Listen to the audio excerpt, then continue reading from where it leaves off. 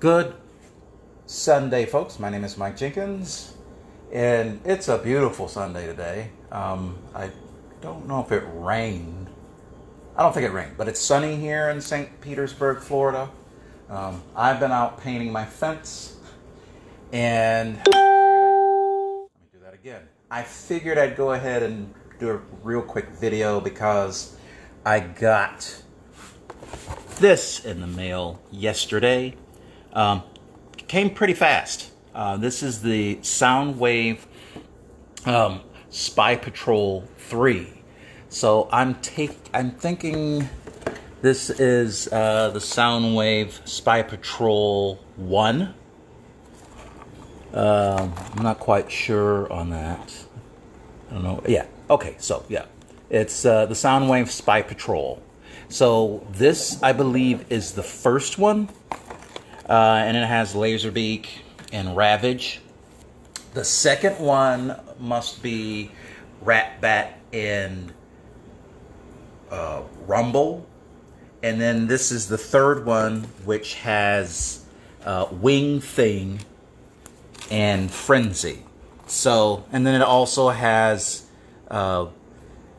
deployers for, I call them deployers, because the interesting thing in this line, or that has developed in the Transformers mythos, if you will, is Soundwave started out as a tape cassette player or a micro cassette player.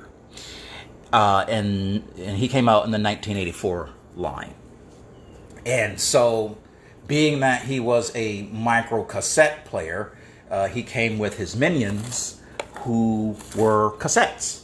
And for much of the run of the original Transformers toy line, they released more cassettes every year. So even if they didn't have a Soundwave figure on the shelves, they still released cassettes to use with him. And so, along with Soundwave, he had an Autobot counterpart named Blaster.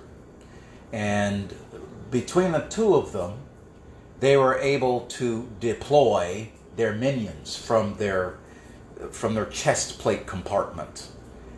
So they were able to push the eject button, and the tapes would fly out, and they would transform into their minions, and they had a nice little army going on. So Soundwave was able to keep that unique action feature to himself for a short while until Blaster came along. And Blaster didn't get his cassettes until a year or two after he was released. But between the two of them, they were the only two deployers in the toy line. Well, fast forward to the 2000s here, and we come out with the live-action movie with Michael Bay, or from Michael Bay. And Soundwave was not in the first Transformers Bayverse film, but we did get Barricade, and I think it was Blackout. And both of them were able to deploy minions in a similar fashion that Soundwave was able to deploy minions. And so, at that point, this action feature has now expanded from Soundwave to these other characters. We also saw this feature in, I think this show is called Robots in Disguise, where Drift, who is a samurai type character, was able to deploy minions in a somewhat similar fashion. Not quite from the chest plate, but he was able to deploy his minions into battle, and they were not cassettes, but they were like weird Cybertronian disc type entities that transformed into little robots. So it's a cool feature.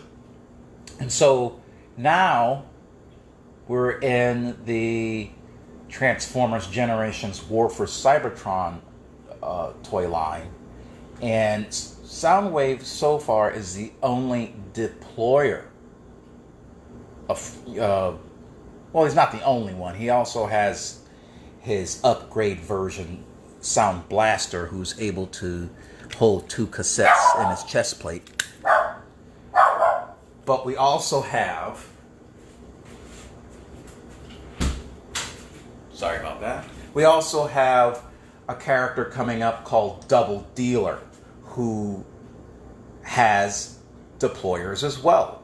So that's kind of what we're going to show off here. I'm not going to be taking Lazerbeak and Ravage out of the package. I'm not up for doing that yet. But I wanted to just go ahead and open this baby up. So I'm just gonna, sorry for my rambling today. I don't work from script. But I wanted to open these up. So this box has some interesting deco in it. Of course, you have the whole 80s style tape cassette, which is indicative of the theme that is influenced by Soundwave. And inside, we have these little cassettes. And we've got some instructions, some transforming instructions that go along with it, and some disclaimer stuff. So that's the inside of the box. It's one of those things where it's like, I don't know if I want to throw the box away now. And there are the 4 cassettes. So let's see, just looking at the back of it, you can see that we have, this is, I believe this is Skar, who is a minion of Double Dealer. And this character here is Knok, who is a minion of Double Dealer. Double Dealer was originally a Power Master, and let's see, I'm gonna go get my G1 version of Double Dealer. Let me.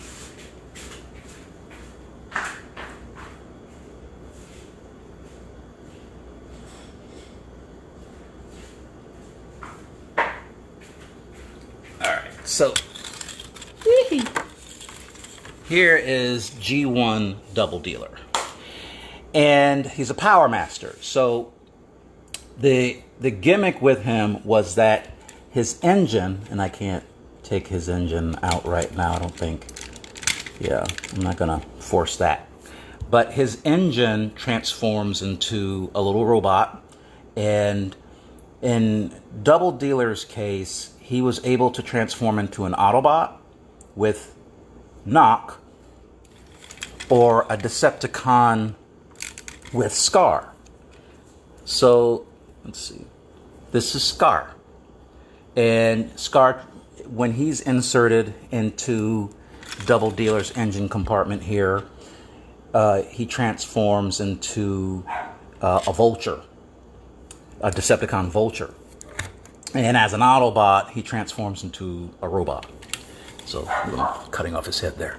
So that's the concept from G1. Now, they're not doing the Power Master thing so far in the new toy line. So what they've done is they've switched the concept up. So Double Dealer has a chest compartment now, which these 2 guys will fit into, and he can deploy them. So I don't know how they're going to tie that into him being